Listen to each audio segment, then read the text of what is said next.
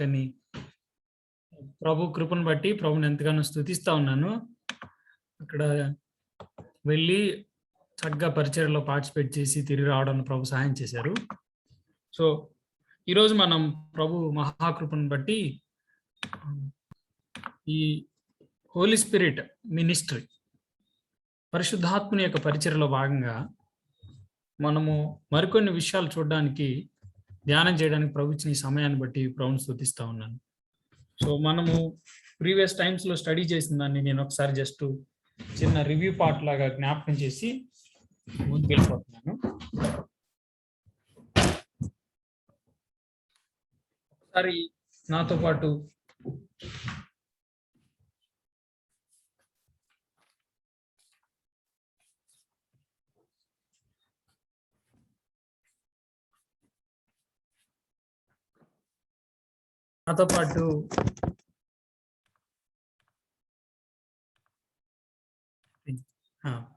అన్న PPT share అయిందన్న? Hello, okay అన్న. సో మనము గలతీ పత్రిక 5వ అధ్యాయం 22వ వచనం ఆధారంగా పరిశుద్ధాత్మని పరిచర్యలో భాగంగా మరొక పరిచర్యని మనం అందరం కలిసి స్టడీ చేయబోతున్నాం. సో ప్రభు చిత్తం అయితే ఈ పరిశుద్ధాత్మ పరిచర్యలో భాగంగా ఆత్మఫలం అనే విషయాన్ని మనం 2 భాగాలుగా స్టడీ చేద్దాము. ప్రభు చిత్తం అయితే ఈరోజు ఉన్నటువంటి సమయంలో కొంతమేర మనము స్టడీ చేద్దాం.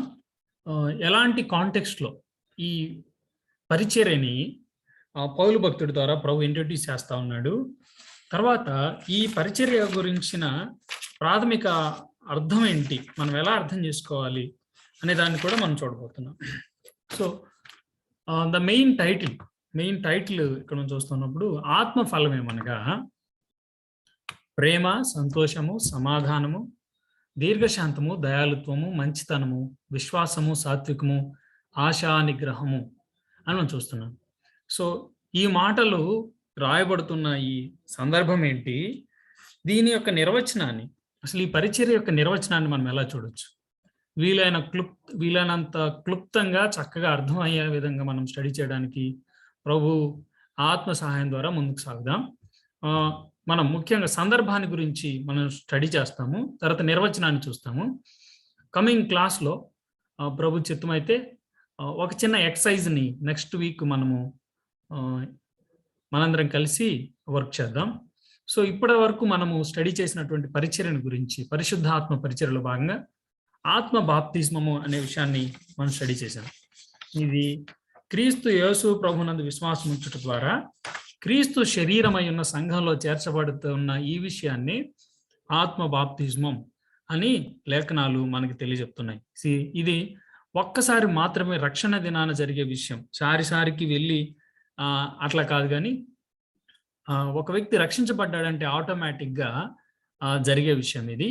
సో ఎటువంటి షరతులు, యేసు క్రీస్తు ప్రభునందు విశ్వాసం ఉంచి యేసు క్రీస్తు ప్రభువుని సొంత రక్షణ అంగీకరించడం ఒక్కటి, ఆ విషయం మాత్రమే కానీ మరి ఎటువంటి షరతులు కూడా దీనికి వర్తించవు అనే విషయాన్ని మనము స్టడీ చేస్తూ వచ్చాం. తర్వాత హోలీ స్పిరిట్ సీలింగ్, పరిశుద్ధాత్మ ముద్ర అనే విషయాన్ని, ఆత్మ ముద్ర అనే విషయం మనం చూస్తున్నప్పుడు ఒక విశ్వాసి యొక్క భద్రతను గురించి, రక్షించబడిన వ్యక్తుల యొక్క భద్రతను గురించి, వారు ప్రభువుకి చెందిన వారని పరిశుద్ధాత్మ ద్వారా ఆయన ఈ విషయాన్ని, పరిశుద్ధాత్మని ఒక విశ్వాసలో ఉంచడం ద్వారా, పరిశుద్ధాత్మని ఒక విశ్వాసకు అనుగ్రహించడం ద్వారా ఆయన తెలియజెప్తుంది ఏంటంటే, నీవు, నేను లేదా విశ్వాసులమైన ప్రతి ఒక్కరం కూడా భద్రపరచబడ్డాం, we are safe and secure. And ఈ ముద్ర ఏదైతుందో, ఈ ముద్ర ద్వారా ఆయన మనకి తెలియజెప్తుంది ఏంటంటే, మనము ప్రభువుకి చెందిన వారం, మనల్ని ప్రభు కొనుక్కున్నాడు, లోకంలో ఉన్నాం కానీ లోకస్తులం కాదు, మనము ప్రభువుకి చెందిన వారం, మన అడ్రస్ వేరు, మన యజమానుడు మన కొరకు రానున్నాడు, మనల్ని తీసుకుని వెళ్ళనున్నాడని మనకి ఈ పరిచర్య గురించిన వివరాలు మనకి తెలియజెప్తున్నాయి. సో పరిశుద్ధాత్ముడు మనకి అనుగ్రహించబడటం ద్వారా ఆయన మనకు ఒక సీల్ లాగా, మనలో ఒక సీల్ లాగా, ఒక ముద్రలాగా, మనం ప్రభువుకి చెందిన వారమని అధికారిక గుర్తింపుగా ఆయన మనకు ముద్రగా అనుగ్రహించబడ్డాడు. ఇది ఒక్కసారి మాత్రమే, రక్షణ దినాన మాత్రమే జరిగేది. అలాగే షరతులు లేనిది. అంటే నేనేదో చేయాల్సింది కాదు, నేను ప్రభువుని అంగీకరించుట ద్వారా నాలో ఆటోమేటిక్‌గా జరిగే విషయం. నాకు అర్థం కాలేదు బ్రదరు. నాకు నా మీద ముద్ర అని ఇలా చెప్పడానికి ఆస్కారం లేదనమాట. కొన్నిసార్లు ఎక్స్‌పీరియన్షియల్‌గా మనకి తెలియకపోయినా గానీ, మనము అనుభవపూర్వకంగా దాన్ని ఆ విషయాన్ని మనము ఎరగకపోయినప్పటికిని, మన జీవితాల్లో ఆటోమేటిక్‌గా ప్రభువుని ఎరిగిన దినాన జరిగే పరిచర్యలో ఈ పరిచర్య ఒకటి అని గుర్తుపెట్టుకుందాం. తర్వాత ఆత్మ నివాసము, indwelling of the holy spirit, పరిశుద్ధాత్ముడు నివాసం చేయడం. ప్రభువైన యేసుక్రీస్తునందు విశ్వాసం ఉంచిన ప్రతి వ్యక్తి జీవితంలో పరిశుద్ధాత్ముడు రక్షించబడిన దినానే ఆ వ్యక్తి లోపలికొచ్చి జీవిస్తాడు. ఆ వ్యక్తి లోపలికొచ్చి నివాసం చేస్తాడు. తనను క్రీస్తు కొరకు జీవించడానికి బలపరుస్తూ, ఎనేబుల్ చేస్తూ, క్రీస్తు సారూప్యతలోనికి రోజు రోజుకి మారుస్తాడనమాట. మనం ఆలోచన చేస్తూ వచ్చినప్పుడు నాకు బాగా గుర్తున్న అప్లికేషన్ ఏంటంటే, ఆ రోజు మనం స్టడీ చేస్తున్నప్పుడు, దేవుడు అతి పరిశుద్ధ స్థలంలో నివసించేవాడు. ఆయన అతి పరిశుద్ధ స్థలంలో నివసించేవాడు. ప్రధాన యాజకుడు సైతం సంవత్సరంలో ఒక్కసారి మాత్రమే అక్కడికి వెళ్తాడు. అలాంటి అతి పరిశుద్ధ స్థలంలో వసించే ప్రభు కడు పాపాత్ములమై నశించి నరకాగ్నికి వెళ్ళవలసిన మనల్ని రక్షించుకొని మన యందు నివాసం చేయడం ఆలోచన చేస్తున్నప్పుడు నిజంగా మనం ఎంత భాగ్యవంతులం, ప్రభుకి ఎంత కృతజ్ఞత కలిగి జీవించాలి. మన యందు ఆ అనంతుడైన దేవుడు మన యందు వసించడం, మనం ఆయన ఆలయంగా ఉండటం అద్భుతమైన విషయం కదా. సో ఈ విషయాలు ఆలోచన చేస్తున్నప్పుడు నిజంగా మనకంటే భాగ్యవంతులు ఈ లోకంలో ఎవరు లేరు. ప్రభువుని ఆలయంగా మనం జీవించడం మనకి ఎంతో దివ్యమైన, అద్భుతమైనటువంటి సంగతి అనిపిస్తా ఉంది. ఇది రక్షించబడినప్పుడు మాత్రమే, రక్షణ దినాన జరిగే పరిచర్య. అలాగే షరతులు లేనిది. ప్రభువైన యేసుక్రీస్తునందు విశ్వాసం ఉంచడం ద్వారా, విశ్వాసం ఉంచిన ప్రతి వ్యక్తిలో ఈ పరిచర్యని పరిశుద్ధాత్మ దేవుడు, పరిశుద్ధాత్ముడు నివాసముగా ఆ వ్యక్తిలో జీవించడం ప్రారంభిస్తాడు. తర్వాత పరిశుద్ధాత్మ అభిషేకం. అభిషేకం అంటే వేరు చేయడం. యోహాను రాసిన మొదటి పత్రిక 2వ అధ్యాయంలో మనము 2 పార్ట్స్‌గా స్టడీ చేశాం. అసలు అభిషేకం అంటే పాత నిబంధనలు, కొత్త నిబంధనలు ఎలాంటి అన్వయాలు ఉన్నాయని. అయితే కొత్త నిబంధనలో ఉన్నటువంటి అభిషేకం అనే పరిచర్య గురించి మనం ఆలోచన చేస్తున్నప్పుడు, వేరు చేయటం. దేవుడు మనల్ని తన ఆత్మనిచ్చి వేరు చేశాడు. లేకపోతే మనకు అభిషేకంగా పరిశుద్ధాత్మనే మనకు అనుగ్రహించాడనేది, ఆయన మనకి సత్యాన్ని తెలియజెప్తాడని, దుర్బోధ నుండి మనల్ని వేరు చేసి క్రీస్తు అడుగుజాడల్లో నడవటానికి, క్రీస్తు ప్రభు పోలికలోనికి వెళ్ళటానికి, దుర్బోధ నుంచి, క్రీస్తు విరోధం నుంచి మనల్ని వేరు చేయడానికి, మనకు బోధించటానికి దేవుడు మనల్ని పరిశుద్ధాత్మ ద్వారా వేరు చేశాడు. లేకపోతే పరిశుద్ధాత్మ ద్వారా అభిషేకించాడు. అది రక్షించబడిన దినానే అనే విషయాన్ని మనము యోహాను రాసిన మొదటి పత్రిక 2వ అధ్యాయంలో స్టడీ చేశాం. సో ఇది కూడా షరతులు లేని పరిచర్య. ప్రభువుని నమ్మిన నాడే ప్రతి విశ్వాసిలో జరిగేది. పలానా గొప్ప నాయకుల్లో జరుగుతుంది, ఇలాంటి కేటగిరీస్ ఏం లేవు. కానీ ఇది షరతులు లేకుండా ప్రభువుని అంగీకరించిన ప్రతి విశ్వాసి జీవితంలో జరిగే పరిచర్య. సో మనము అభిషేకం గురించి స్టడీ చేస్తా ఉన్నప్పుడు పాత నిబంధనలో ఉన్నటువంటి, కొత్త నిబంధనలో ఉన్నటువంటి పదాల గురించి కూడా మనం స్టడీ చేశాం. ఇప్పుడు పోయిన లాస్ట్ వీక్స్లో పరిశుద్ధాత్మ నింపుదల గురించి, ఆత్మ నింపుదల గురించి మనం చూసాం. మనలో పరిశుద్ధాత్ముడు నివాసం చేస్తున్నాడు. ఆయన ముద్రగా మన మీద ఉన్నాడు. ఆయన ఆత్మ బాప్తిజం అనే పరిచర్యలో మనము పార్టిసిపేట్ అయ్యి మనము మెంబర్స్ అయ్యాము. తర్వాత అభిషేకంగా మనకు అనుగ్రహించబడ్డాడు. అయితే ఇప్పుడు ప్రభువుని నమ్మిన ప్రభువుకి అంటే ఎలాగైతే అంటే మనము పరిశుద్ధాత్మ దేవుని ఆధిపత్యానికి, అధికారానికి ఎంతగా అప్పచెప్పుకుంటామో అంతగా ప్రభు కొరకు జీవించగలం తప్పితే, స్వయం కేంద్రితంగా, సెల్ఫ్ సెంటర్డ్గా నీవు నేను బ్రతికినంత కాలం ఆధ్యాత్మికంగా క్రీస్తు కొరకు నిలబడాలనుకోవడం ఒక భ్రమ అనేది గుర్తుపెట్టుకోవాలన్నమాట. ప్రభువుని వెంబడించాలి అంటే, ప్రభు పిల్లలుగా మనం జీవించాలి అంటే ఖచ్చితంగా స్వయం కేంద్రితాన్ని, సెల్ఫ్ సెంటర్డ్నెస్ని మనం గనక వదిలిపెట్టకపోతే ప్రభు కోసం జీవించలేమనే విషయాన్ని గ్రహించాలి. అలా గ్రహించి ప్రభువుకి మన మీద ఆధిపత్యాన్ని ఇవ్వటం, ప్రభువుకి మన మీద మనము ప్రభుకి లొంగిపోవటం ద్వారా దేవా నన్ను ఏలుము, నన్ను పరిపాలించమని చెప్పి ప్రభువుకి అప్పగించుకున్న ప్రతి విశ్వాసి జీవితంలో ఆయన ఏలుబడి చేస్తాడు. ఆ వ్యక్తుల్ని క్రీస్తు సారూప్యతలోనికి క్రమంగా తీసుకొస్తుంటాడు అన్నమాట. ఇది పరిశుద్ధాత్మ నింపుదల పరిచర్య. అప్పగించుకుంటేనే క్రీస్తు సారూప్యతలోనికి రాగలం తప్పితే, అప్పగించుకుంటేనే ఆత్మ నింపుదల లేకపోతే ఆత్మ ఆధిపత్యంలో మనం ఉండగలం తప్పితే, అప్పగించుకోకుండా నేను కారణాలుగా ఉంటాను కానీ నేను క్రీస్తు కొరకు జీవించాలనుకుంటున్నానంటే ఇట్స్ ఫ్యూటైల్ ఎఫర్ట్ అనమాట. అది ఒట్టి వ్యర్థ ప్రయత్నం. కాబట్టి రియలైజ్ ఇది షరతులతో కూడింది. నేను అప్పగించుకున్నానా పరిశుద్ధాత్మ నింపుదల లేదా పరిశుద్ధాత్మని యొక్క ఆధిపత్యంలో ఉండగలను, లేదా క్యార్నల్గా బిహేవ్ చేసి ప్రభు నామానికి అవమానంగా కడకు మనకు మనమే నష్టపోతాం అన్నమాట. ప్రభువుకి నమ్మకంగా జీవించకపోతే నష్టం ఎవరికంటే మనకే, ముఖ్యంగా మనం నష్టపోతాం. చివరికి మన జీవితాలు పాడైపోతాయి. చివరికి మనము ఈ భూమి మీద నుంచి కూడా కొట్టివేయబడే పరిస్థితులు. అంటే ఒక అన్న అంటాడు, నియమింపబడిన కాలానికి ముందే వెళ్ళిపోవడానికి కారణాల్లో ఇది కూడా ఒకటి అవుతుంది అనమాట. కాబట్టి జాగ్రత్త పడాలి మనం. సో ఈ విషయాలు మనము లాస్ట్ ఫ్యూ క్లాసెస్లో మనం స్టడీ చేస్తూ వచ్చాం. ఇప్పుడు మనం ఆత్మ ఫలం అనే పరిచర్య గురించి మనం స్టడీ చేస్తా ఉన్నాం. సో నేను ఆత్మ ఫలాన్ని గురించిన ఇంట్రడక్షన్ గురించి నేను మాట్లాడుతుండగా ఒకసారి నాతో పాటు గలతీ పత్రిక 5వ అధ్యాయాన్ని జాగ్రత్తగా చూడండి. గలతీ పత్రిక 5వ అధ్యాయం 16వ వచనంలో ఈ మాట ఉంది, నేను చెప్పున్నది ఏమనగా ఆత్మానుసారంగా నడుచుకునండి. చూడండి, ఆత్మానుసారంగా నడుచుకునండి. ఆత్మానుసారంగా నడుచుకుంటే ఏం జరుగుతుంది? అప్పుడు మీరు శరీరేచ్ఛను నెరవేర్చరు అంటున్నాడు. సో నేను కనుక ఆత్మానుసారంగా నడుచుకుంటే నేను శరీరేచ్ఛను నెరవేర్చను అనమాట. తర్వాత 5:18 చూడండి, మీరు ఆత్మచేత నడిపింపబడిన ఎట్లా, ఒకవేళ నేను నడిపించబడితే, నేను పరిశుద్ధాత్మ ఆధిపత్యానికి అప్పగించుకొని పరిశుద్ధాత్ముని యొక్క నడిపింపునకు ఆయన చేత ఆయన పెత్తనం, ఆయన అధికారం నా మీద ఉంటే ధర్మశాస్త్రమునకు లోనైన వారును కాను. మరలా నేను క్రీస్తు యేసు ప్రభు వారి యొక్క రక్తధారలందు విశ్వాసం ద్వారా నేను నీతిమంతుడిగా తీర్చబడ్డాను అనే విషయాన్ని గుర్తించి తిరిగి ధర్మశాస్త్రం వైపు కాకుండా ఏదో ఒక రూల్స్ పెట్టుకొని లైఫ్ జీవించకుండా ఆత్మానుసారంగా లేఖన ఆధారంగా లేఖన సత్యాన్ని ఫాలోఅప్ చేయడానికి బ్రతుకుతాను అనమాట.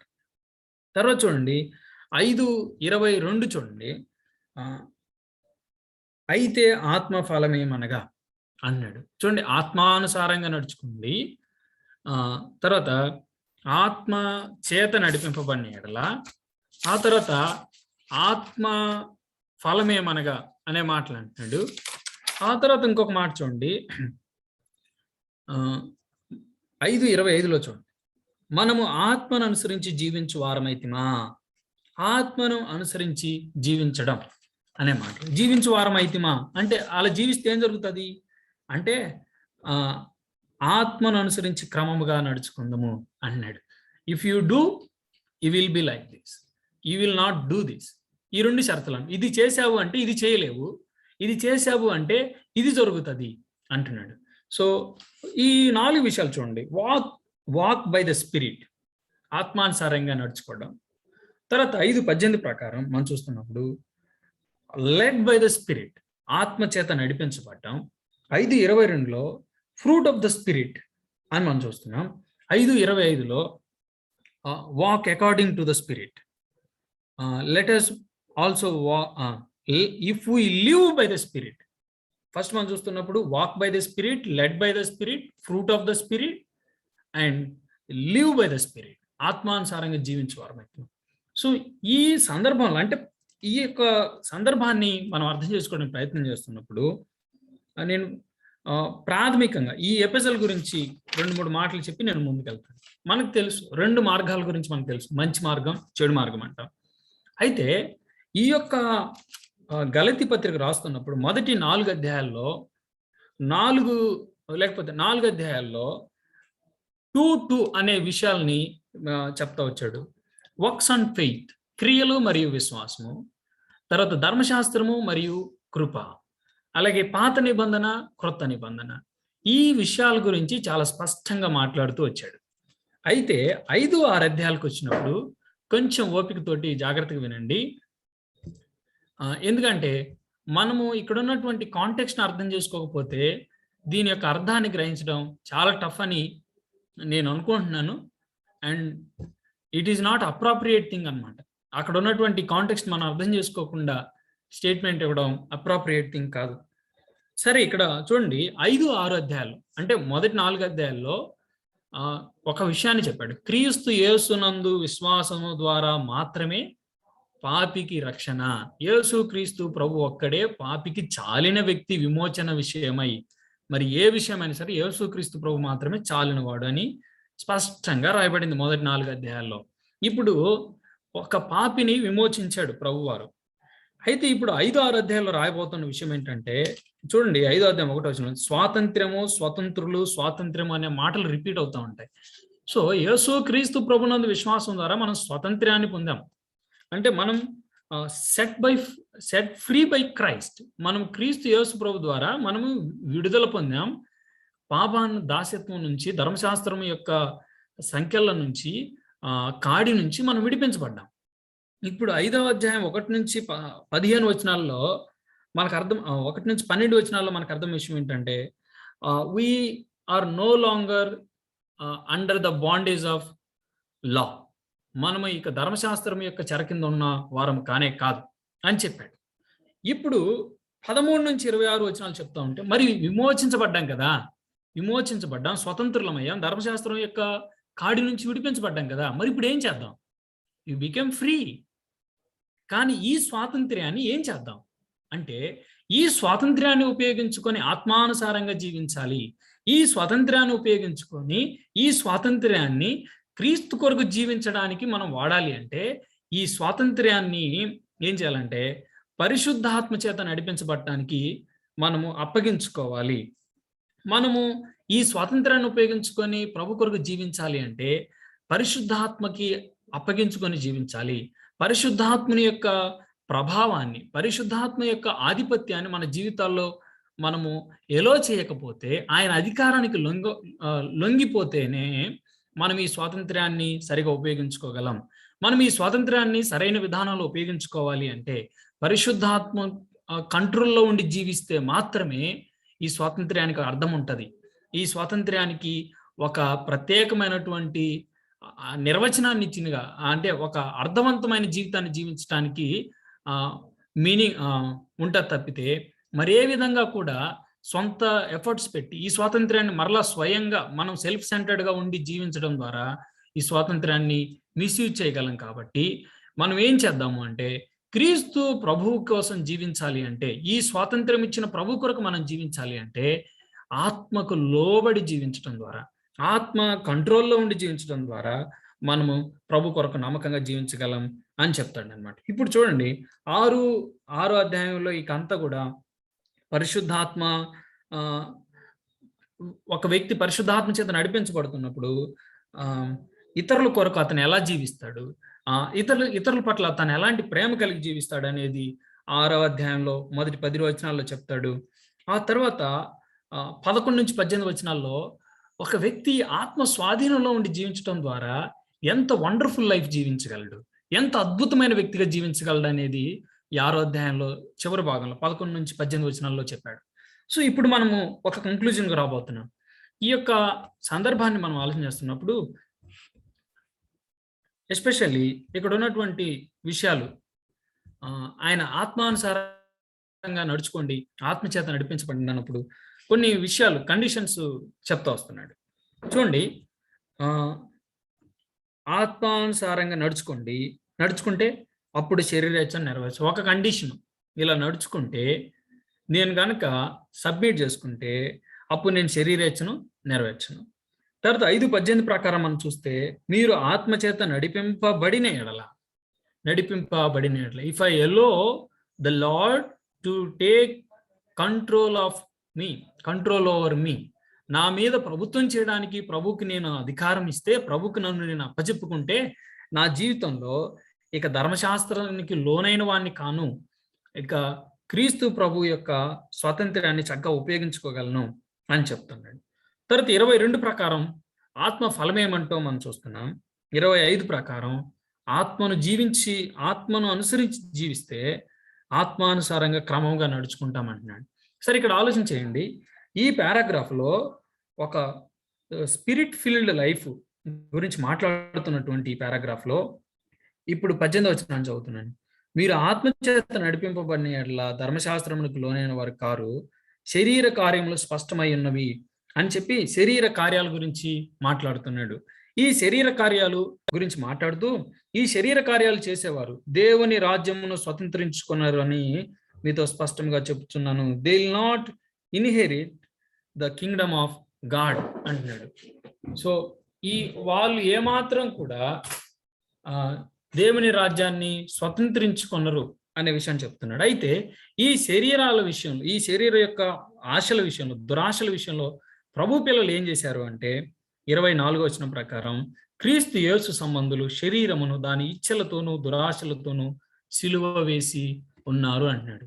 క్రీస్తు యేసు సంబంధులు శరీరమును దాని ఇచ్చలతోనూ దురాశలతోనూ సిలువ వేసి ఉన్నారు అని చదువుతా ఉన్నప్పుడు, సిలువ వేసి ఉన్నారు అనే మాటను చదువుతున్నప్పుడు నిజంగా ప్రభు పిల్లలుగా మన స్థాయి, మన యొక్క అత్యున్నతమైన భాగ్యాన్ని మనం ఆలోచించవచ్చు అనమాట. సరే, నేను జస్ట్ శరీర కార్యములు అనే వీటి గురించి నేను జస్ట్ కొంచెం టైం స్పెండ్ చేసి ముందుకెళ్ళిపోతున్నాను. శరీర కార్యముల గురించి మనం ఆలోచిస్తున్నప్పుడు శరీర కార్యములు స్పష్టమై ఉన్నవి. ఎందుకు ఈ మాటలు చెప్తున్నాడంటే, విశ్వాసులమైనటువంటి మనము గనక, అందుకని 17వ వచనం అంటాడు, శరీరము ఆత్మకును ఆత్మ శరీరమునకును విరోధముగా అపేక్షించుచు ఇవి ఒకదానికొకటి వ్యతిరేకముగా ఉన్నవి కనుక మీరు ఏమి చేయ నిశ్చయింతురు వాటిని చేయకుందరు అని చెప్తూ ఆల్రెడీ 16వ వచనంలో చెప్పాడు, మీరు శరీరేచ్ఛను నెరవేర్చరు. ఆత్మీయులమైనటువంటి మనకు కూడా ఈ డేంజర్స్ అన్ని పొంచి ఉన్నాయి. కాబట్టి మనం జాగ్రత్తగా ఉండాలి అనే ఉద్దేశంతో. అన్న స్క్రీను షేర్ అవుతుందా? ఈ సందర్భం ఫోర్త్ స్లైడ్ లోనే ఉంది. ఇప్పుడన్నా ఇప్పుడు అదే కనిపిస్తుంది, కాకపోతే మొత్తం పవర్ పాయింట్ మొత్తం కనిపిస్తుంది. అయ్యో, ఓకే. సో నవ్ ఓకేనా? ఓకే తమ్ముడు. సో అంటే ప్రభువుని నమ్ముకున్నటువంటి మనం, ఆత్మానుసారంగా జీవించడానికి నిశ్చయించుకున్నటువంటి మనం, ప్రభు ఇచ్చిన స్వాతంత్ర్యాన్ని క్రమమైన రీతిలో వాడుకోవడానికి, పరిశుద్ధాత్మ కంట్రోల్లో ఉండి జీవించడానికి నిశ్చయించుకున్నటువంటి మనకు కూడా ఈ డేంజర్స్ పొంచి ఉన్నాయి. అయితే ఇందులో నుంచి మనం రక్షించబడ్డాం. ఇటువైపు చూడకుండా మనం జీవించాలంటే, ఇటువైపు చూడకుండా మనం ప్రభువుతోటే సాగిపోవాలి అంటే మనము ఆత్మ చేత, అందుకని అంటున్నాడు ఆత్మానుసారంగా నడుచుకోండి. మీన్స్ ఇక్కడ నడుచుకోనిడి అంటే మన మీద ఉన్నట్టు చెప్తున్నాడు. ఆ తర్వాత 18లోకి వచ్చినప్పుడు ఆత్మచేత నడిపించబడిన యెడల, అప్పగించుకుంటే ఆయన నడిపించగలడు, ఆయన విక్టోరియస్ లైఫ్ గుండా తీసుకెళ్ళగలడు. So you submit yourself in the lord's presence అనే విషయాన్ని ప్రస్తావన చేస్తా ఉన్నాడు. సో ఒకవేళ సబ్మిట్ చేసుకొని బ్రదర్ నేనంటే, ఈ విశ్వాసులకు కూడా ఇలాంటి ప్రమాదాలు పొంచి ఉన్నాయి. అంటే విశ్వాసులు ఇవన్నీ చేస్తారని చెప్పట్లేదు, కానీ ఇలాంటి ప్రమాదాలు పొంచి ఉన్నాయి. కాబట్టి విశ్వాసులు అనేటువంటి మనము ఆత్మానుసారంగా నడుచుకోకపోతే, అంటే ఈ టాపిక్ అనేది ఆత్మ నింపుదలకి, స్పిరిట్ ఫిల్లింగ్కి చాలా దగ్గరగా ఉండే టాపిక్ ఇది. కాబట్టి మనము ఆ విషయాన్ని ఇక్కడ ప్రస్తావనలోకి తీసుకొని మాట్లాడబోతున్నాం. సో ఈ శరీర కార్యాల గురించి జస్ట్ నేను ఫ్యూ మినిట్స్ స్పెండ్ చేసి ముందుకెళ్ళిపోతున్నాను. శరీర కార్యాలు స్పష్టమైన అని మనం చదువుతున్నాం కదా. నేను ఒకసారి అభిచారము అనేది, అంటే మా ఊర్లో ఒక పాస్టర్ గారు వచ్చి ఆయన ఇదంతా చెప్పి మనము అభిచారము ఇలాంటి చేయకూడదు అని చెప్తా ఉన్నప్పుడు నేను చాలా న్యూ. అప్పుడు ఆయన అడిగాను, అభిచారం అంటే ఏంటి పాస్టర్ గారు అంటే ఆయన చెప్పాడు, అక్కడ సరిగా రాయలేదమ్మా, అభిచారం అంటే ఏం లేదు, వ్యభిచారము అని రాయాల్సింది అభిచారం అని రాశారని చెప్పారు. నేను అరే ఇదేంటి ఇలా ఉంటుందా అనుకున్నాను. కానీ మీన్స్ ఆయనకి ఆ అండర్స్టాండింగ్ కొరవగా ఉండటం వల్ల నాకు అలా చెప్పాడు. కానీ నేను తర్వాత స్టడీ చేస్తా ఉన్నప్పుడు ఒక విశ్వాసిగా మనం హెచ్చరించబడాల్సిన విషయాలు, మన ముందు ఈ విషయాలన్నీ కూడా ప్రభువు రాపిస్తా వచ్చినాడు. విశ్వాసులమైనటువంటి మనము, ఆత్మానుసారంగా జీవించడానికి నిశ్చయించుకున్నటువంటి మనము జాగ్రత్త పడాలి. ఇలాంటి ట్రాప్లో పడకుండా జాగ్రత్త పడాలని మనం చూస్తున్నాం. ప్రభువుని ఎరగక ముందు కూడా మనలో ఇవి సమృద్ధిగా నివాసం చేశాయి. ఈ శరీరేచ్ఛలు అనేవి, శరీర కార్యాలు అనేవి సమృద్ధిగా నివాసం చేశాయి. ఎంత చక్కగా అంటే అంత చక్కగా తిష్ట వేసుకున్నాయి. మనం ఏమాత్రం కూడా వాటిని ఓడించలేని స్థితిలోకి ఉండిపోయాం. ఈవిల్ థాట్స్ కానీ, ఈవిల్ ఫీలింగ్స్ కానీ, అన్ని కైండ్స్ క్రియలు కానీ, ఆలోచనలు కానీ, ఊహలు కానీ మనం ఏమాత్రం కంట్రోల్ చేయలేని నిస్సహాయులుగా మిగిలిపోయాం ప్రభువుని నమ్ముకోక ముందు. కానీ ప్రభువుని నమ్ముకున్న తర్వాత, ప్రభువుని ఎరిగిన తదుపరి ఆత్మ స్వభావం ఆత్మదేవుడు మనలో వసించడం ద్వారా శరీరాన్ని, అందుకని అంటున్నాడు 17వ వచనం, శరీరము ఆత్మకును ఆత్మ శరీరమును విరోధముగా అపేక్షించును. అందుకని ఇప్పుడు మనలో ఫైటింగ్ ఉంది. ఇక్కడ బాగా గమనించండి, ఒక వ్యక్తి ఒక విశ్వాస అయ్యుండి పాపం అంటే నేను విశ్వాసినండి అని చెప్పుకుంటూ తాను పాపం చేస్తున్నాడని గ్రహించలేని స్థితిలో ఉన్నాడు అనుకోండి. జస్ట్ చెప్తున్నాను, ఒక అయ్యా నేను విశ్వాసిని అని చెప్పుకుంటూ, అన్నయ్య నేను విశ్వాసిని అని చెప్పుకుంటూ పాపం చేస్తూ కూడా పాపం చేస్తున్నానని గ్రహించలేని స్థితిలో ఉన్నాడు అనుకోండి, మనం కొంచెం డౌట్ పడాలి whether he got saved or not. ఎందుకు అంటే ఒక వ్యక్తి రక్షించబడ్డాడు అంటే పాపం విషయమైనటువంటి అవగాహనని ప్రభువు తన హృదయంలో ఆయన ఆత్మ అనుగ్రహించింది. ఎందుకంటే ఈ శరీరేచ్ఛలకి వ్యతిరేకంగా మనల్ని, లేకపోతే వీటన్నిటితో పోరాడి క్రీస్తు సారూప్యతలను మనల్ని తేయడానికి. సో ఒక వ్యక్తి తాను పాపం చేస్తూ కూడా నేను పాపం చేస్తున్నానా అని గ్రహింపు లేకుండా ఉన్నాడు అనుకోండి, నేను పాపం చేస్తున్నానో లేదో అని ఏదో అట్లా చెప్తున్నాడు అనుకోండి, might be saved or not saved.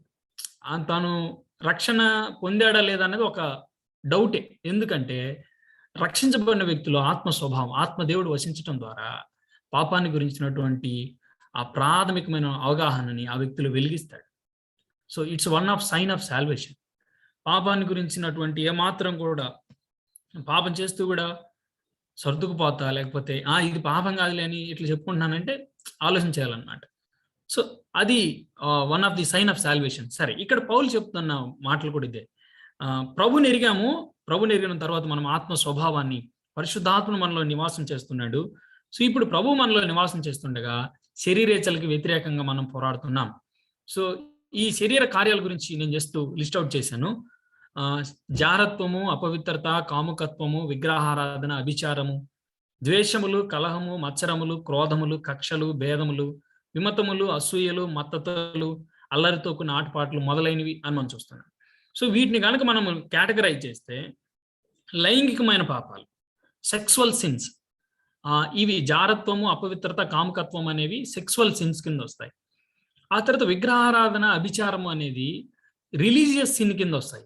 మత సంబంధమైన పాపాలు, 2 సార్లు పాపాలు అని రాశాను, అది మేబీ అక్కడ చిన్న టైపో మిస్టేకు, క్షమించండి. తర్వాత ద్వేషాలు, కలహము, మత్సరములు, క్రోధములు, కక్షలు, భేదములు, విమతములు, అసూయలు, ఇవి సమాజ హితానికి, సొసైటల్ సిన్స్ అంటారు వీటిని. సో సొసైటల్ సిన్స్ అంటారు, సమాజ హితానికి, సమాజం యొక్క పురోగభివృద్ధికి చేటు చేసేవి ఇవి. తర్వాత మత్తతులు, అల్లరితో కూడిన ఆటపాటలు అనేవి మధ్య సంబంధమైనవి, లేకపోతే డ్రంక్నెస్ రిలేటెడ్, డ్రింకింగ్ సంబంధించినటువంటి పాపాలు. సో ఇది మనం చూస్తున్నాము. వాటిని గురించి జస్ట్ ఒక అవుట్లైన్ చూసి మనం ముందుకెళ్ళిపోతాం. సో జారత్వము అంటే సెక్సువల్ ఇమ్మొరాలిటీ అని రాశాడు. పోర్నియా అనే వర్డ్ గ్రీక్లో రాశాడు. పోర్నోగ్రఫీ అనే ఒక పదం ఉంది కదా, ఆ పోర్నోగ్రఫీ అనే పదము ఈ పదం నుంచే వచ్చింది. ఇంగ్లీష్లో పోర్నోగ్రఫీ అనే పదం అన్ని రకాలైనటువంటి అక్రమ లైంగిక సంబంధాలు, all forms of illicit sexual relationships, అవి హోమోసెక్సువాలిటీ అయినా, అడల్టరీ అయినా, ప్రీ మ్యారిటల్ సెక్స్ అయినా, లేకపోతే బెస్టిలియాలిటీ అయినా, లేకపోతే జంతువులతోటి సెక్స్ అయినా, లేకపోతే ఇక ప్రాస్టిట్యూషన్ అయినా, ఇన్సెస్చువల్ అయినా, ఏదైనా సరే అది త్రూ రీడింగా, త్రూ విజువలా, ఏ కైండ్ ఆఫ్ అయినా సరే అది జాగ్రత్తం కిందనే వస్తుంది. ఒక ఎస్పెషల్లీ అన్మ్యారీడ్ పీపుల్ ఒక ఇలిసిట్ సెక్సువల్ రిలేషన్షిప్ లో ఇన్వాల్వ్ అయినప్పుడు, వివాహానికి ముందు సెక్సువల్ రిలేషన్షిప్స్ లో ఇన్వాల్వ్ అయితే దాన్ని జాగ్రత్తము అని సంబోధించడం జరుగుతూ వచ్చింది. తర్వాత అపవిత్రత అనే విషయాన్ని మనం చూస్తూ వచ్చినప్పుడు ఇంప్యూరిటీ అన్నాడు. ఈ అపవిత్రత అనే దాని గురించి ఏంటంటే, మనలో చాలా మంది నేను విన్నదాన్ని బట్టి చాలాసార్లు మనం ఈవిల్ థాట్స్ ఎంటర్టైన్ చేస్తే ఏముంది, జస్ట్ ఆలోచనల్లో అదొక సంతోషపెడితే ఏముంది అని ఇలాగా చాలాసార్లు మనం ప్రేరేపించబడతా ఉంటాం. బట్ రిమెంబర్, ఈ యొక్క అపవిత్రత, ఇంప్యూరిటీ అనే దాని గురించి రాబడింది ఏంటంటే, మోరల్ అన్క్లీన్నెస్, నైతికమైనటువంటి ఆ మాలిన్యాన్ని, అంటే అది ఊహల్లోనైనా, థాట్ అయినా, వర్డ్ అయినా, డీడ్ అయినా, any excessive behaviour or lack of restraint, ఒక విపరీతమైనటువంటి ఎక్సెసివ్ బిహేవియర్ అంటే కంట్రోల్ లేనటువంటి స్థాయిలోకి వెళ్ళిపోతారనమాట. అది సారీ, అపవిత్రత గురించి నేను మాట్లాడుతున్నాను, సారీ. ఈ యొక్క ఊహ కానీ, థాట్స్ కానీ, వర్డ్స్ కానీ, డీడ్స్ కానీ, ఇవన్నీ ఒక నైతికంగా మాలిన్యంలోకి వెళ్ళిపోవడం. సో వీటిని అపవిత్రత అంటారు. సో మనలో ఎవరైనా సరే దేవునికి మనము భయపడే వారంగా ఉండాలి. ఈవెన్ మన థాట్స్ని ఎవరు చూడరు. మనము మనలో మనం అనుకునేసి థాట్స్ ఏవేవో అనుకుంటుంటే, బట్ రిమెంబర్, దేవుడు ఆయన నైతిక నియమావళికి విరుద్ధమైన ప్రతిది కూడా పాపమే. ఆయన ఇలాంటి థాట్స్ లేవు, ఇవన్నీ కూడా ఆయనకి అగెనిస్ట్. కాబట్టి మనం గుర్తుపెట్టుకుందాం, ఆయన నైతిక నియమావళికి anything against to his moral perfection is a sin. ఆయన నైతిక నియమావళికి వ్యతిరేకమైన ప్రతిది కూడా పాపమే. కాబట్టి let us hate the unclean thoughts, unclean words, unclean deeds. ఎవరైనా సెకండ్ మీనింగ్ అంటే డబుల్ మీనింగ్ డైలాగులు మాట్లాడుతుంటే, ఐ థింక్ ఈ రోజుల్లో బాగా ఎంజాయ్ చేయడం అలవాటు అయిపోతా ఉంది కదా, నిజంగా బాగా ఎంజాయ్ చేయడం, ఇట్లా మాట్లాడడం. కానీ రిమెంబర్, అలాంటి అన్క్లీన్ థింగ్స్ నుంచి, అలాంటి డబుల్ మీనింగ్ థింగ్స్ నుంచి పారిపోవడం నేర్చుకున్నాను. వీలైనంత వరకు ఎస్కేప్ అవడానికి ప్రయత్నం చేయాలి తప్పితే వాటిని ఎంజాయ్ చేస్తూ ఉంటే it's a kind of sin అనేది మనం గుర్తుపెట్టుకోవాలి. తర్వాత కాముకత్వం అనేది ఇంకా సిగ్గు విడిచి దారుణంగా బిహేవ్ చేస్తారు. సిగ్గు విడిచి బహిరంగంగా చేసే పోకిరి శాస్త్రాలు, లేకపోతే అదేదైనా సరే. ఇంకా కాముకత్వం గురించి చెప్పాలంటే, an open shameless brazen display of these evils అంటాడు. సో ఈ యొక్క మ్యారీడ్ పీపుల్ మధ్యలో ఉండేటువంటి ఈ యొక్క అనైతికమైనటువంటి సెక్సువల్ రిలేషన్స్ గురించి మాట్లాడేటప్పుడు కాముకత్వం అంటాడు. సో ఇవన్నీ కూడా చూస్తూ ఉన్నప్పుడు చాలా దారుణంగా మనము చూస్తూ ఉన్నాం. తర్వాత విగ్రహారాధన అనేది అన్ని దేవతలను ఆరాధించటం అనే దాని గురించి. ఆ తర్వాత అభిచారం అంటే ఏంటంటే మాంత్రిక విద్య. ఇక్కడ ఒక విషయాన్ని గుర్తుపెట్టుకోవాలి, ఇది రిలీజియస్ సిన్ అన్నమాట. ఆ రోజుల్లో అభిచారం అంటే విచ్ క్రాఫ్టిజం, లేకపోతే సార్సరీ అనే మాటలు కూడా వస్తాయి. ఇప్పుడు మనం ఫార్మసీ అనే కొత్త పదం చూస్తున్నాం కదా, గ్రీక్ లో దీన్ని ఫార్మకియా అంటారు. అంటే ఫార్మసీ అనే పదం చూస్తున్నాం కదా. యాక్చువల్గా దీని కాంటెక్స్ట్ ఏంటంటే, పాత రోజుల్లో ఏం చేసేవాళ్ళంటే మనుషుల్ని తీసుకెళ్ళి వాళ్ళని ట్రాన్స్ స్టేజ్లోకి తీసుకెళ్ళడం, వాళ్ళ మూడ్ని చేంజ్ చేయడానికి, వాళ్ళ మైండ్ని అల్టర్ చేయడానికి కొన్ని డ్రగ్స్ ఇలాంటివి ఆ రోజుల్లో అవైలబుల్గా ఉన్న వాటిని బట్టి చేస్తూ ఉండేవాళ్ళు. మంత్రగాళ్ళు ఇలాంటివన్నీ చేస్తూ ఉండేవాళ్ళు. సో మనుషుల్ని ఒక ట్రాన్స్లోకి తీసుకెళ్ళి వాళ్ళతోటి పిచ్చి పిచ్చిగా మాట్లాడించడం, పిచ్చి పిచ్చివన్నీ చేయించడం, ఇలా చేస్తూ ఉండేవాళ్ళు. సో ఇది కూడా సిన్ అనే విషయాన్ని మనం ఇక్కడ చూస్తా ఉన్నాం. తర్వాత ఈ తర్వాత మనకు బాగా తెలిసినవే ద్వేషాలు, హేట్రెడ్నెస్ అంటే ఏంటంటే రెండు వర్గాల మధ్యలో ఉండే ఈ శత్రుభావం, వాడు మనోడు కాదు, వీడు మనోడు కాదు, ఇలాంటి వర్గ వైషమ్య భేదాలు ఉంటాయి కదా, వీటిని ద్వేషాలు అంటారు. ఈ ద్వేషాల యొక్క అంతిమ ఫలం ఏంటంటే కలహం అన్నమాట, డిస్కార్డ్. ఇంకా ఏంటంటే ఇంకా కలహాలు వస్తాయి, మనోభావాలు దెబ్బతింటాయి, చివరికి ఫలితాలు చాలా దారుణంగా ఉంటాయి. కానీ ఆ తర్వాత మత్సరాలు, జలసి అంటే ఏంటంటే ఓర్వలేనితనం, చెడ్డ కండ్లు అని మనం చూస్తుంటాం. సో ఈ ఓర్వలేనితనం అన్నమాట. ఈ జలసీ గురించి నేను చిన్న ఎగ్జార్టేషన్ ఇవ్వాలనుకున్నాను. మన కంట్రోల్లో లేకుండానే మనము చాలాసార్లు మనల్ని జలసీ అనేది కాంక్వర్ చేయడానికి ట్రై చేస్తూ ఉంటుంది. So be aware of that. మన ప్రియులైన వారు ఉన్నతమైన శిఖరాలకు వెళ్తా ఉన్నప్పుడు మనకి తెలియకుండానే చాలాసార్లు మనల్ని జలసీ అనేది కాంక్వర్ చేయడానికి ట్రై చేస్తుంది. సో ప్రభు దగ్గర మన హృదయాలు జాగ్రత్తగా ఉండాలి. ప్రభు సన్నిధిలో వీటన్నిటి విషయమై మనం జాగ్రత్తగా ఉండాలి. ఎందుకంటే నా పర్సనల్గా నేను అరే నేను జలసీ ఫీల్ అవటం ఏంటి అనుకున్నాను, కానీ నా కంట్రోల్ తప్పిన రోజులు నేను చూసాను అనమాట. సో వ్యక్తిగతంగా మనం చాలా జాగ్రత్తగా ఉండాలి. మన ప్రియమైన వారి విషయంలో మనకు తెలియకుండా సాతాను చాలాసార్లు మనల్ని ట్రాప్లో పడేస్తూ ఉంటాడు. తర్వాత క్రోధములు అంటే ఈ ఓర్వలేనితనం చివరికి ఏం చేస్తుంది అంటే మన మధ్యలో ఫైటింగ్స్ తెస్తుంది. మత్సరాలు అంతిమ ఫలితం ఏంటంటే క్రోధములు అనమాట, ఫిట్స్ ఆఫ్ యాంగర్. ఇంకా ఫ్రస్ట్రేషన్ అంటారు చూసారా, ఇక తట్టుకోలేక ఇంకేం చేస్తాడంటే టెంపర్ ఎక్కువైపోయింది అంటారు చూసారా, ఆ కేసులు అనమాట. సో ఇంకా అరవటం, మీదపడి కొట్టడం, కొరకటం ఇలాంటివి చేస్తారు. కాబట్టి మనం జాగ్రత్తగా ఉండాలి. తర్వాత కక్షలు, సెల్ఫిష్ అంబిషన్. కక్ష అంటే ఏంటంటే నాకు అంటే సెల్ఫ్ నా అంటే నేను ఒక వ్యక్తిని అడ్డం పెట్టుకొని ఒక వ్యక్తి యొక్క జీవితాన్ని ఆ ప్రయాసని వాడుకొని నా సొంతాన్ని పైకి తెచ్చుకోవడం అనమాట. సో రీసెర్చ్లో మాకు ఈ ఎథిక్స్ ఉంటాయి అన్నమాట.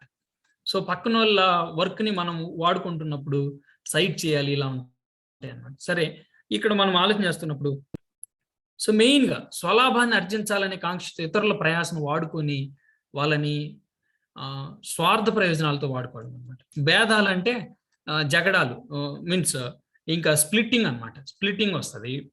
విమాతాలు అంటే వాళ్ళు అంటే ఈ రెండు కూడా సిమిలర్ వర్డ్స్, సినోనిమస్. ఈ రెండు కూడా ఒకే కైండ్ అనమాట, వర్గాలుగా విడిపోవడం. ఒక సెన్సిటివ్ ఇష్యూని తీసుకొని దాని మీద రచ్చ చేసి దాన్ని ఎలాగంటే అలా చేసుకొని సింపుల్గా డివైడ్ అయిపోయి ఇక తన్నుకోవడం, గుద్దుకోవటం, ఇదే పని అనమాట. ఇలాంటివి చూస్తుంటాం. అసూయలు అంటే ఎన్వి, ఇతరులకు చెందిన దాన్ని సొంతం చేసుకోవాలని చెడు భావన. గుర్తుపెట్టుకోండి, చాలామంది ఎవరైనా సరే మ్యారీడ్ పీపుల్ గుర్తుపెట్టుకోవాల్సిన విషయం ఏంటంటే ఎదుటి వ్యక్తికి సంబంధించిన ఏ స్త్రీ కూడా ఇక తన జీవితంలో రావడానికి లేదు. కారణం ఏంటంటే వారి ఇక పొరుగు వారు వేరే వాళ్ళకి చెందిన వాళ్ళు. సో ఒక రకంగా చెప్పాలంటే దట్స్ ఎ సిన్. తన భార్య తప్పితే మరో వ్యక్తి ఆ స్థానంలోకి కానీ ఆ ఊహలోకి కానీ రాకూడదు అనేది దేవుని వాక్యం చెప్తుంది. ఇఫ్ సో, ఒకవేళ అలా జరిగితే అది పాపమే. సో చాలా జాగ్రత్త పడాలి. చాలా భయంకరమైనటువంటి, గంభీరమైనటువంటి సంగతిని ప్రభు మనం ఇలాంటి ట్రాప్లో పడకుండా ఉండాలని ప్రభు తెలియజేస్తున్నాడు. తర్వాత మత్తతులు, త్రాగుబోతుతనం గురించి చెప్తున్నాడు. తర్వాత అల్లరితో కొన్ని ఆటపాటలు అంటే బఖూస్ అని అక్కడ ఉన్నటువంటి ఈ ఆల్కహాల్కి సంబంధించినటువంటి ఒక గాడ్ అనమాట. అంటే BACCHUS మీరు గూగుల్లో టైప్ చేస్తే వస్తుంది. ఆ ఆలయంలో అంటే గాడ్ ఆఫ్ వైన్ అంటారు గ్రీక్లో, గ్రీక్ గాడ్ ఆఫ్ వైన్. అక్కడ తాగిన తర్వాత ఆలయంలో తాగుబోతులు చేసే శాస్త్రాలు ఉంటాయి. వీటన్నిటిని డిస్క్రైబ్ చేసే ఒక వర్డ్ ఆర్జీస్, లేకపోతే తాగుబోతనం. మన ప్రాంతాల్లో అయితే చాలా దారుణంగా చేస్తుంటారనమాట, మాతంగి వ్యవస్థ, ఇలాంటివన్నీ. సో ఇలాంటి దరిద్రమైనటువంటి పాప సంబంధమైనటువంటి వాటన్నిటి గురించి విశ్వాసం హెచ్చరిస్తూనే స్పిరిట్ కంట్రోల్లో ఉంటే ఎలాంటి ఫ్రూట్ వస్తుందో చెప్తున్నాడు అనమాట. ఇంకా ఎక్సెట్రా అన్నాడు చూసారా, మొదలైనవి అని. సో మొదలైనవి అంటే ఇంక లిస్ట్ ఎంత పెద్దది. సో మనిషి పాపానికి లిస్టు సమకూర్చడం కష్టమేమో. సో ప్రియమైన వాళ్ళరా, సిన్ అంటే గుర్తుపెట్టుకుందాం ఏంటంటే anything against to the moral value of moral perfection of God. దేవుని సంపూర్ణ నైతిక నియమావళికి వ్యతిరేకమైన, భిన్నమైన ప్రతిది కూడా పాపమే. అది ప్రవర్తన, అది తాట, ఏదైనా సరే జస్ట్ కన్ఫెస్, ప్రభువు సన్నిధిలో ఒప్పుకొని దాన్ని విడిచిపెట్టి దూరంగా పారిపోవాలి తప్పితే దాన్ని ఎంటర్టైన్ చేస్తూ ఉంటే అది చాలా పెద్ద ప్రమాదంలో పడిపోతామని మాత్రం గుర్తించాలి. సో తర్వాత ఇప్పుడు మనము విశ్వాసిలో 2 స్వభావాల్లో మనము మొదటిగా చూసాము ఈ విషయాన్ని. ఇప్పుడు ఆత్మ కార్యాలు లేకపోతే ఆత్మ ఫలము అనే విషయాన్ని మనం చూస్తున్నాం. సారీ, క్షమించండి, నేను ఆత్మ కార్యములు అని రాశాను. ఆత్మ ఫలము అనే విషయాన్ని ఆత్మ ఫలము అని మనం చూస్తా ఉన్నాం. ఆత్మ ఫలము అంటే చూడండి, శరీర కార్యాలు అని ప్లూరల్ వాడాడు, కానీ ఆత్మ ఫలమేమనగా అన్నాడు. ఆత్మ ఫలమేమనగా అంటే ఓన్లీ వన్ కార్పోస్ అంటారు గ్రీక్ లో, KARPOS, కార్పోస్ అని గ్రీక్ పదం వాడబడింది. సింగులరే ఉంది, మూల భాషలో సింగులరే ఉంది. నేను చాలాసార్లు క్యాలెండర్లు చూస్తున్నప్పుడు ఆత్మ ఫలములు ఇలాగా అంటే దాన్ని మనం విమర్శించట్లేదు, కానీ వాస్తవంగా దేవుడు రాపించినప్పుడు సింగులరే వాడాడు. ఆత్మ ఫలము అన్నాడు, కార్పోస్ అనే గ్రీక్ పదం వాడాడు. ఇంకొక విషయం గుర్తుపెట్టుకోండి, ఆత్మ ఫలం అంటే ఏంటి అనేది ఇప్పుడు మనం చూస్తున్నాం. ఆత్మ ఫలం ఏంటంటే, మీరు 16 నుంచి 25 వచనాలు చదువుతున్నప్పుడు ఒక విషయం క్లారిటీగా అర్థమవుతుంది. ఏంటంటే, ఆత్మానుసారంగా నడిస్తే శరీరేచ్ఛను నెరవేర్చరు, నడవకపోతే విశ్వాసులు కూడా శరీరేచ్ఛల్లో పడిపోయే అవకాశం ఉంది. కాబట్టి ఆత్మానుసారంగా నడిస్తేనే శరీరేచ్ఛలను నెరవేర్చరు. తర్వాత ఆత్మచేత నడిపించబడితేనే ధర్మశాస్త్రానికి లోనైన వారు కారు. ఆత్మచేత నడిపించబడకపోతే, ఆత్మ నడిపింపుకు లొంగకుండా నన్ను నేను హైలైట్ చేసుకొని నన్ను నేను మేనిఫెస్ట్ చేసుకుంటే ఏం జరుగుతుంది? ధర్మశాస్త్రాన్ని కొట్టివేయబడినటువంటి ధర్మశాస్త్రాన్ని విరిచివేయబడినటువంటి కాడిని తిరిగి నేను ఎత్తుకుంటున్నాను. తిరిగి నేను క్రీస్తు యేసు ప్రభు యొక్క సంపూర్ణ నెరవేర్పుకి నేను విరుద్ధ భావంగా వెళ్ళిపోతున్నాను అని, విరుద్ధమైన మార్గంలో వెళ్ళిపోతున్నానని అర్థం చేసుకోవాలన్నమాట. తర్వాత ఆత్మ ఫలమేమనగా అన్నాడు కదా, ఆ ఫలాన్ని గురించి మనం చూస్తాము. అయితే 25వ వచనంలో ఆత్మను అనుసరించి జీవించు వారమైతిమా, ఆత్మను అనుసరించి క్రమంగా నడుచుకుందాం. జీవించకపోతే ఆత్మను అనుసరించి క్రమంగా నడుచుకోలేము. లేకపోతే if we live by the spirit let us also walk by the spirit. ఈ 2 విషయాలు చూడండి, వాక్ బై ద స్పిరిట్ అన్నాడు, వాక్ బై ద స్పిరిట్ అన్నాడు ఒక చోట. తర్వాత 18వ వచనంలో live led by the spirit అన్నాడు. తర్వాత 22వ వచనంలో ఫ్రూట్ ఆఫ్ ద స్పిరిట్ అన్నాడు. ఇక్కడికి వచ్చేసరికి live by the spirit and let us also walk by the spirit. మనం కనుక ఆత్మను అనుసరించి జీవించే వారమైతే ఆత్మను అనుసరించి క్రమంగా నడుచుకుందాము. మనం కనుక మన దైనందిన జీవితంలో ఆత్మదేవుని ఆధిపత్యానికి అప్పగించుకొని మనం జీవిస్తే మనం ఇలా ఉంటాము అని చెప్పి ఒక కండిషనల్ క్లాజ్ లో మాట్లాడుతున్నాడు. అంటే ఆత్మ ఫలం అంటే ఏంటి అంటే, the result of indwelling of holy spirit in a true believer is called fruit of the spirit. So ఒక నిజమైన విశ్వాసిలో, లేకపోతే ఒక విశ్వాసిలో పరిశుద్ధాత్మ దేవుడు నివాస మూలంగా కలిగే ఫలమే, లేకపోతే పరిశుద్ధాత్మ దేవుడు నివాసం చేయడం ద్వారా కలిగే ఆ ఫలాన్ని, లేకపోతే ఆ యొక్క రిజల్ట్ని ఏమంటారంటే ఆత్మఫలం అంటారు. The result of indwelling of holy spirit in a true believer is called fruit of the spirit. పరిశుద్ధాత్మ దేవుడు ఒక నిజమైన విశ్వాసిలో పరిశుద్ధాత్మ దేవుడు నివాసం చేయటం మూలంగా కలిగే ఫలాన్ని ఆ ఫలితాన్ని ఆత్మఫలము అంటారు. సో ఈ సమయంలో నిర్వచనానికి మనం వస్తా ఉన్నప్పుడు ఒక విషయాన్ని జాగ్రత్తగా ఆలోచించేద్దాం.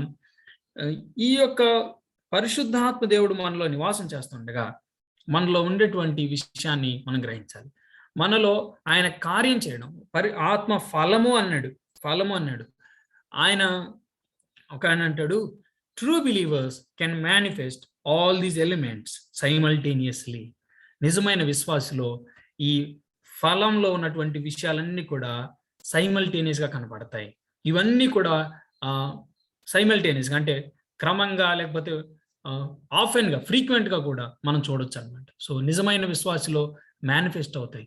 ఒకవేళ నేను విశ్వాసిని అని చెప్పుకుంటూ నేను శరీర కార్యాలను నాలో డిస్ప్లే చేస్తా ఉంటే, ఒకటి నేను నిజమైన విశ్వాసిని అన్న కాదు, రెండోది నేను ఎక్కడో మార్గం నుంచి బ్యాక్ స్లిడెన్ అయిపోయాను అని గుర్తుపెట్టుకోవాలన్నమాట. But true believer manifest all these elements simultaneously. So నిజమైన విశ్వాసిలో ఇవి తప్పక కనిపిస్తాయి అన్నమాట. సో మనం ఆలోచించేద్దాం, ఈ విశ్వాసంలో ఉన్నటువంటి 2 స్వభావాల్లో ఆత్మ కార్యాలు లేకపోతే ఆత్మ ఫలాన్ని గురించి మాట్లాడుతున్నప్పుడు మనము ఈ కేటగిరీస్ ప్రేమ, సంతోషం, సమాధానం, దీర్ఘశాంతం, దయాలుత్వం, మంచితనం, విశ్వాసం, సాత్వికం, ఆశానిగ్రహం గురించి మాట్లాడుతున్నప్పుడు ప్రేమ, సంతోషం, సమాధానం గురించి మనం ఆలోచన చేస్తే ఇవి గాడ్ సెంటర్డ్, పరలోక సంబంధమైనటువంటి దేవుని ద్వారా మాత్రమే వచ్చేవి.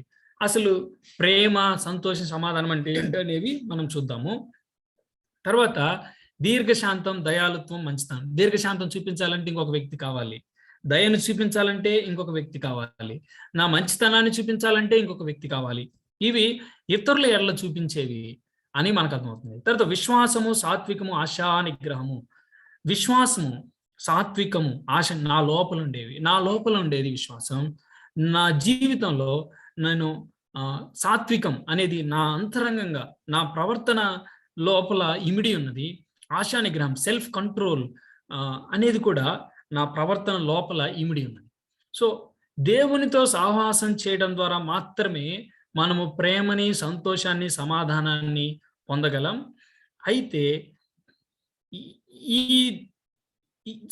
దీర్ఘశాంతం, దయాలుత్వం, మంచితనం మనం దేవునితో కనెక్ట్ అయి ఉన్నప్పుడు మాత్రమే లాంగ్ సఫరింగ్, దీర్ఘశాంతాన్ని, దయాలుత్వాన్ని, మంచితనాన్ని ఇతరుల చూపగలం తప్పితే, లేకపోతే టెంపరు ఇలాంటివన్నీ మనకే వస్తాయన్నమాట.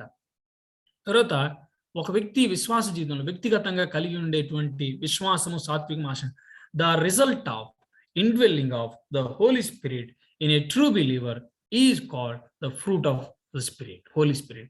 ఒక నిజమైన విశ్వాసలో పరిశుద్ధాత్మ నివాస మూలంగా కలిగే ఫలితమే ఆత్మ ఫలము అని మనం గుర్తుపెట్టుకోవాలి. సింగులర్ అని మనం చూస్తున్నాం. సో ప్రభు చిత్తం అయితే నెక్స్ట్ వీక్ మనం వీటి గురించి ఎలాబొరేట్గా చూడబోతున్నాం. నేను జస్ట్ డిఫైన్ చేసి క్లోజ్ చేస్తున్నాను. ప్రేమ అనే విషయానికి మనం వచ్చినప్పుడు, ప్రేమ గురించి మనం మాట్లాడుతున్నప్పుడు ఈజ్ అ సెల్ఫ్ సాక్రిఫైజింగ్, స్వయాన్ని త్యజించి ఎటువంటి కండిషన్స్ లేకుండా ఇతరులని యాక్సెప్ట్ చేసేదన్నమాట. ఇతరులని ఎటువంటి షరతులు లేకుండా యాక్సెప్ట్ చేసేది అంటాడనమాట. చూడండి, ఇట్స్ నాట్ అన్ ఎఫెక్షనల్, ఎమోషనల్గా ఎఫెక్షన్ అయ్యేది కాదు, ఫిజికల్ అట్రాక్షన్ కాదు, ఫ్యామిలీ బాండ్ కూడా కాదు. ఇది ఏంటంటే విల్లింగ్గా, స్వచ్ఛందంగా ఎదుటి వ్యక్తి కొరకు త్యాగ సహితంగా ముందుకొచ్చి ఏమీ ఆశించకుండా పూర్తిగా ఆ వ్యక్తి మేలు కొరకు ఆ వ్యక్తిని గౌరవ భావంతో, డివోషన్ తోటి సర్వీస్ చేసేదన్నమాట. ఆలోచన చేయండి, ఇది ఎక్కడి నుంచి మనకు రాగలదంటే ఈ ప్రపంచంలో ప్రభువుకి వెలుపల ప్రతీది కూడా కొన్నిసార్లు సెల్ఫ్ సెంటర్డ్గానే మనం చూస్తుంటాం. మోస్ట్లీ సెల్ఫ్ సెంటర్డ్గానే ఉంటుంది. ఏ మనిషిలో కూడా ఈ స్వచ్ఛందంగా ముందుకొచ్చి స్వయాన్ని లేకపోతే స్వీయాన్ని త్యజించి, లేకపోతే సొంతాన్ని త్యజించి విడిచిపెట్టి, స్వార్థాన్ని విడిచిపెట్టి పూర్తిగా ఎదుటి వ్యక్తి క్షేమం కొరకు ఎటువంటి లాభం అపేక్షించకుండా చేయగలిగింది ఏంటంటే దేవుడు తప్పితే, దేవుని దగ్గర నుంచి మాత్రమే మనం ఇట్లాంటి ప్రేమను పొందగలం. దేవునితో సహవాసం ద్వారా మాత్రమే ఇలాంటి ప్రేమను మనం ప్రాక్టీస్ చేయగలం. If you want to love anyone, నేను ఇతరులను ప్రేమించలేకపోతున్నాను అంటే ప్రభుతో సహవాసం చేయడం, ఆ ప్రేమని నీవు రుచి చూస్తే కదా ఇతరులను ప్రేమించగలిగేది. ఆ ప్రేమను నేను ధ్యానం చేసి ప్రాక్టికల్గా అనుభవిస్తే కదా మనం ఇతరుల మీద చూపెట్టగలిగేది. అండ్ ప్రేమ అనేది ఫస్ట్లో పెట్టాడు. అండ్ నెక్స్ట్ వీక్కి ప్రభు చిత్తం అయితే కొరింథీయులకు రాసిన మొదటి పత్రిక 13వ అధ్యాయానికి ఈ యొక్క ఆత్మ ఫలానికి సంబంధము నేను పర్సనల్గా స్టడీ చేస్తా ఉన్నప్పుడు కొరిలేట్ చేసుకోవడానికి ప్రభు సహాయం చేశారు. కొన్ని సిమిలారిటీస్ కనపడతా వచ్చినాయి. సో కొరింథీయులకు రాసిన మొదటి పత్రిక 13వ అధ్యాయానికి ఈ యొక్క ఆత్మఫలానికి లేదా ప్రేమ అనే దానికి మధ్యలో సంబంధాన్ని నెక్స్ట్ వీక్కి కొరిలేట్ చేసుకుని రండి. మనం డిస్కస్ చేసి తర్వాత మనం క్లాస్లోకి ఎంటర్ అవుతాం. తర్వాత సంతోషం అనే దాని గురించి మనం చూస్తున్నప్పుడు జాయ్ అంటాడు. జాయ్ అంటే పరిస్థితులతో సంబంధం లేకుండా, పరిస్థితులు ఇర్రెస్పెక్టివ్ ఆఫ్ సర్కమ్స్టాన్సెస్, మన లోపల ఉన్నటువంటి ఆ పూర్తి అయినటువంటి గ్లాడ్నెస్, ఆ యొక్క ఒక రకంగా చెప్పాలంటే అంటే ఈ యొక్క సర్కమ్స్టాన్సెస్ తో సంబంధం లేకుండా ఉన్నటువంటి ఆ ఆనందకరమైనటువంటి ఆ యొక్క స్థితిని, దేవుని యొక్క వాక్యాన్ని, దేవుని యొక్క వాగ్దానాల్ని నమ్మినప్పుడు మాత్రమే మనం ఈ స్థాయిలో ఉండగలం. దేవుని యొక్క సార్వభౌమాధికారాన్ని అర్థం చేసుకున్నప్పుడు మాత్రమే సర్కమ్స్టాన్సెస్ ఎలా ఉన్నా సరే ప్రభు వాగ్దానాలను బట్టి సంతోషంతో సాగిపోతుంటాం అనమాట. ఒకసారి ఆలోచించేయండి. కొరింథీయులకు రాసిన 2వ పత్రిక 11వ అధ్యాయంలో పౌలు వెళ్ళిన శ్రమానుభవాలు చూస్తున్నప్పుడు నేను అనుకుంటాను, ఒక వ్యక్తి బ్రతకలేడేమో ఇలాంటి సిచ్యువేషన్స్ గుండా వెళ్ళి రాళ్ళతోటి కొట్టి, సిటీ నుంచి ఇడ్చేసి, కొరడాలతో కొట్టి, బెత్తాలతోటి కొట్టేసి, ఎలాగంటే అలా అసలు ఒక జంతువులాగా ట్రీట్ చేసి, ఓడలు బద్దలైపోయి, రాత్రి మగలు జాగరణాలు, ఉపవాసాలు, దిగంబరత్వం, ఒక మనిషి జీవితంలో ఎంత టఫ్ మూమెంట్స్ గుండా వెళ్ళాలో అంత వెళ్ళొచ్చేమో, వెళ్ళుంటాడు. కానీ ఆ మనిషి అంటాడు సంతోషాన్ని గురించి, రిజాయిస్ ఇన్ ద లార్డ్ అంటాడు. ప్రభునందు ఆనందించుడి, మరలా చెప్తున్నాను ప్రభునందు ఆనందించను అంటాడు. సో ఆలోచన చేస్తున్నప్పుడు ప్రభు వాగ్దానాల మీద, ప్రభు వాక్యం మీద మనం కట్టబడినప్పుడు పరిస్థితులు ఏమాత్రం కూడా మనల్ని ప్రభావితం చేయలేవు. మనము పరిస్థితులు ప్రభావితం చేయకుండా ఉండాలంటే ప్రభుతో కలిసి ఉండాలి. పరిస్థితుల్లో మనల్ని ప్రభావితం చేయకుండా ఉండాలంటే ప్రభుతో సహవాసం అవసరం. ప్రభుతో సహవాసం లేకపోతే లోకం ప్రభావం మన మీద ఉంటుంది. లోక పరిస్థితులు మనల్ని ఎఫెక్ట్ చేస్తాయి. లోకంలో ఉన్న మూమెంట్స్ అన్ని కూడా, సిచ్యువేషన్స్ అన్ని కూడా మనకేదో వచ్చినాయి అన్నట్టు మనము చాలా దారుణంగా తయారైపోతాం. సో ప్రియమైన వర్లారా, deep seated gladness regardless of circumstances, మన అంతరంగ ముందు ఆసీనమై ఉన్నటువంటి ఒక దివ్యమైనటువంటి ఆనందకరమైన సంగతి, ఆనందము, అది ఎటువంటి పరిస్థితులు కూడా మార్చలేనివి. మనం చదువుతూ వచ్చినప్పుడు అపోస్తల కార్యాలు 14వ అధ్యాయంలో మనం చదువుతుంటాం. విశ్వాసులు అక్కడ హింసించబడుతున్నప్పుడు కూడా ఎంత చక్కగా ప్రభునందు సంతోషిస్తున్నారు అని. సో విశ్వాసులమైనటువంటి మనం దేవుని వాక్యాన్ని, దేవుని వాగ్దానాలని, దేవునితో సహవాసాన్ని కలిగి ఉన్నప్పుడు ఈ సంతోషాన్ని పొసెస్ అవ్వగలం తప్పితే లోకంలో ఏ పరిస్థితి కూడా మనల్ని మార్చలేకుండా ఉండాలి, లోకంలో ఏ పరిస్థితి కూడా మనల్ని ఎఫెక్ట్ చేయకుండా ఉండాలంటే ప్రభుతోటి మనము సహవాసంలో కంటిన్యూ అవ్వడం మాత్రమే ఏకైక సాధనం, ఏకైక మార్గం అని తెలియజెప్తున్నాను. చూడండి, అపోస్తల కార్యాలు 13వ అధ్యాయంలో మనం చూస్తున్నప్పుడు, అపోస్తల కార్యాలు 13వ అధ్యాయంలో మీరు చూస్తే 48వ వచనం నుంచి మనం చూస్తే, అన్ని జనులు ఆ మాట విని సంతోషించి అన్నారు, దేవుని వాక్యమును మహిమపరచిరి, మరియు నిత్య జీవమునకు నిర్ణయింపబడిన వారందరూ విశ్వసించిరి. ఇప్పుడు చూడండి, ప్రభు వాక్యం ఆ ప్రదేశం అంతటి వ్యాపించను కానీ యూదులు భక్తి మర్యాదలు గల స్త్రీలను, ఆ పట్టణ ప్రముఖులను రేపి పౌలునకు బర్నబాకును హింస కలుగజేసి వారిని తమ ప్రాంతము నుండి వెళ్ళగొట్టిరి. వీరు తమ పాదధూళి వారి తట్టు దులిపివేసి ఈ కొని ఎక్కువ వచ్చిరి. అయితే శిష్యులు ఆనంద భరితులై పరిశుద్ధాత్మతో నిండిన వారైరి. శిష్యులకు కూడా పర్సిక్యూషన్ అనేది స్టార్ట్ అయిందని మనం ఈ అధ్యాయంలో చక్కగా అర్థం చేసుకోగలం. అలాంటి పరిస్థితులు చూడండి, ఆనంద భరితులైతిరి. అయితే వారు ఆనంద భరితులైతిరి. పర్సిక్యూషన్ వారి ఆనందాన్ని, వారి సంతోషాన్ని దొంగిలించేదిగా లేదు. శ్రమలు, కష్టాలు, దుఃఖం, కన్నీటి సాగరాలు వారి సంతోషాన్ని దొంగిలించేవిగా ఏమాత్రం. కారణం ఏంటంటే వారు ప్రభువుతోటి కనెక్ట్ అయినారు. సో ఆలోచించేయండి, ఎవరోనండి అసాధారణమైన భక్తి పరులు మాత్రమే అలా ఉంటారనుకోవడం కాదు, కానీ ప్రభుతో కనెక్ట్ అయిన ప్రతి వ్యక్తి కూడా అలా జీవించగలరు. సో ప్రభుతోటి ఇంటిమేట్ రిలేషన్షిప్, ప్రభుతోటి అత్యంత సాన్నిహిత్యమైన సంబంధాన్ని కలిగి మనం జీవించకపోతే సారికి నా మెంటార్ ఒకళ్ళు అనేవాళ్ళు నన్ను, you're a fickle minded fellow అనేవాళ్ళు. You're a fickle minded fellow. కారణం ఏంటంటే నువ్వు ప్రతి చిన్నదానికి కదిలించబడతావు, నువ్వు ప్రతి చిన్నదానికి డిస్టర్బ్ అయిపోతావు. నిజంగా నేను చెప్పగలను, ప్రభుతో సహవాసంలో ఉంటే, ప్రభు గైడెన్స్లో మనం ఉంటే మనం అలాంటి మూమెంట్స్ గుండా వెళ్ళటానికి అంత ఆస్కారం ఉండదు. కాబట్టి సమాధానాన్ని గురించి నేను నెక్స్ట్ మాట్లాడబోతున్నాను. సమాధానం అంటే ఇది కూడా పరిస్థితులతో సంబంధం లేకుండా అంతరంగంలో ఉన్నటువంటి ఒక నిమ్మలమైనటువంటి స్థితి. పరిస్థితులు ఎలాగ వెళ్ళిపోతున్నా సరే అంతరంగంలో మాత్రం ఒక నిమ్మలమైనటువంటి స్థితి. అంతరంగంలో అంటే ప్రభువు ఇచ్చినటువంటి సమాధానం, ప్రభుతో కనెక్ట్ అయి ఉన్నాము, అప్పుడు మాత్రమే మనము అంతరంగంలో అలలు చెలరేకుండా నెమ్మదిగా ఉండగలం.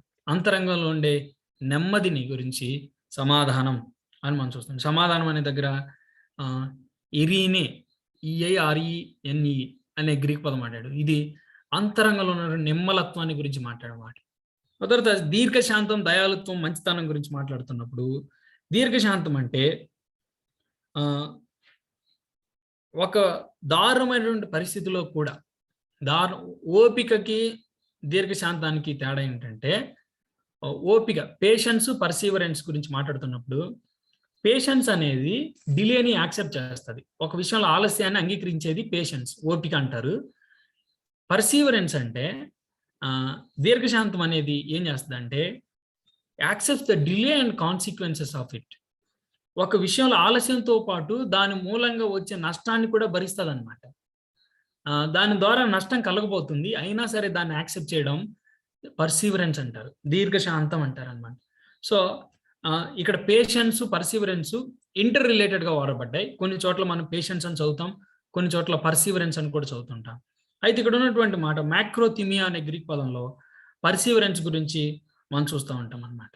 సో ఎలాంటి టఫ్ టైమ్స్ అయినా సరే నష్టం ఉంటుంది, కానీ దాన్ని అంగీకరించడానికి మనల్ని రెడీ చేస్తుంది అన్నమాట. సో ఈ యొక్క స్పిరిట్ మినిస్ట్రీలో, ఫ్రూట్ ఆఫ్ ది హోలీ స్పిరిట్లో ఇది ఒక భాగం మనం చూస్తున్నాం. తర్వాత దయాళుత్వాన్ని గురించి మాట్లాడుతున్నప్పుడు కైండ్నెస్, ఇతరుల పట్ల ఉండే ఆ కృతజ్ఞత భావం, ఆ గ్రేషియస్నెస్, ఆ కృపని పంచే విధానం. మనం కృప పొందాం చూసారా, మనం అయోగ్యులమైనప్పుడు కూడా ప్రభు మనల్ని యోగ్యులుగా ఎంచాడు చూసారా. Sharing the grace with the కృపాభరితులమై జీవించడం అంటే ఒక ఆయన అంటాడు కృపాభరితులుగా జీవించడం. ఈ దయాళుత్వాన్ని గురించి మాట్లాడుతూ benevolence and graciousness towards all our neighbours, towards all the humans. So ఇతరుల పట్ల కలిగి ఉండే ఆ కృపా తత్వాన్ని ఈ యొక్క దయాళుత్వము అనే మాట చెప్తుంది. తర్వాత మంచితనాన్ని గురించి గుడ్నెస్ గురించి మాట్లాడుతున్నప్పుడు మంచితనం అంటే ఎలా డిఫైన్ చేస్తారంటే మంచి అగాతోసినే అంటాడు.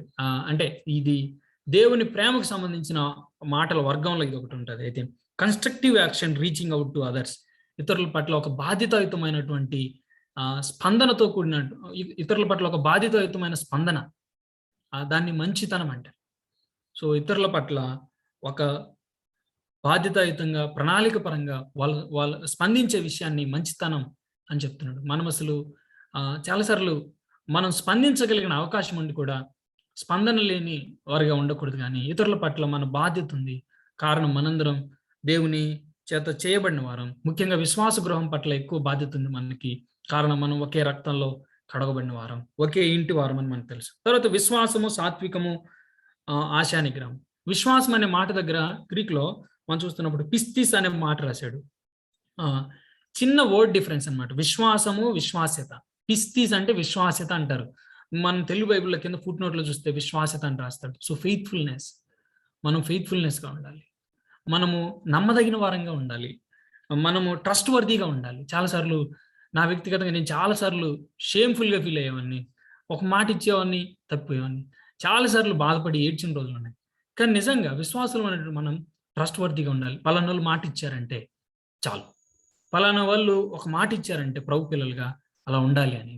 సో విశ్వాసంలో అనేటువంటి మనం we need to grow in to that. మనం విశ్వాసులుగా నమ్మకత్వం లేని వారంగా ఉంటే డబ్బుల విషయంలో కానీ, లేకపోతే కుటుంబాల విషయంలో కానీ, మన మాటల విషయంలో కానీ మనం జాగ్రత్త పడాలి. తర్వాత సాత్వికం అంటే ఏంటంటే మీక్నెస్ అని ఎక్కువ ట్రాన్స్లేషన్స్లో మనం చూస్తుంటాం.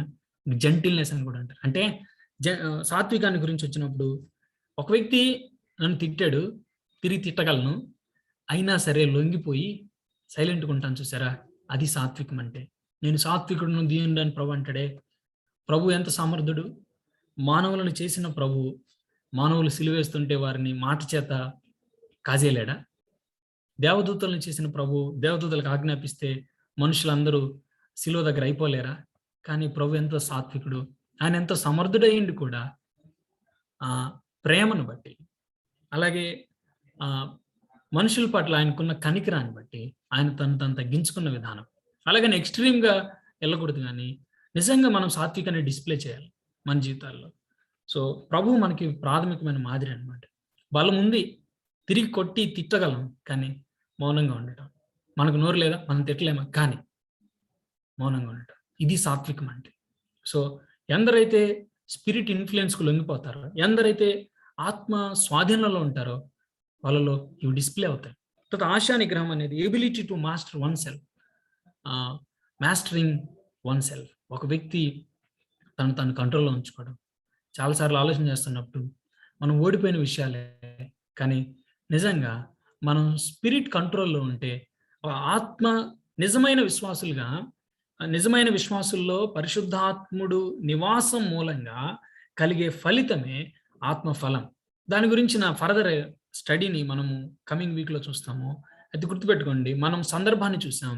సందర్భంలో అశే ఆత్మీయులకి పొంచి ఉన్న ఎరని మనం చూసాము. ఇప్పుడు మనం ఆత్మీయులమైనటువంటి మనము ఆహ్, ఆత్మ స్వాధీనంలో ఉండటం ద్వారా, ఆయన ఆత్మానుసారంగా నడుచుకుంటే, లేకపోతే ఆత్మ చేత నడిపించబడితే ఉండే ఫలితాన్ని మనం చూస్తున్నాం. ఆత్మకి లొంగిపోవడం, ఆత్మ స్వాధీనంలో ఉండటం ద్వారా కలిగే ఫలితాన్ని మనం చూస్తున్నాం. So, may our lord bless all these thoughts for our edification and for his glory. ఇక్కడ రిసోర్సెస్ అన్నీ నేను రాశాను. ఫర్దర్ స్టడీస్ కోసం మీరు వీటిని రిఫర్ చేయొచ్చు. థ్యాంక్ యూ అన్న, వందనాలు. వధింపబడిన గొర్రెపిల్ల శక్తియు, ఐశ్వర్యమును, జ్ఞానమును, బలమును, ఘనతయు, మహిమయు, స్తోత్రమును పొందిన అర్హుడు. ప్రభుకే సమస్తమైన ఘనత, మహిమ, ప్రభావాలు చెల్లిస్తా ఉన్నాం. థ్యాంక్ యూ అన్న. థ్యాంక్ యూ అనండి. థ్యాంక్ యూ సో మచ్ తమ్ముడు.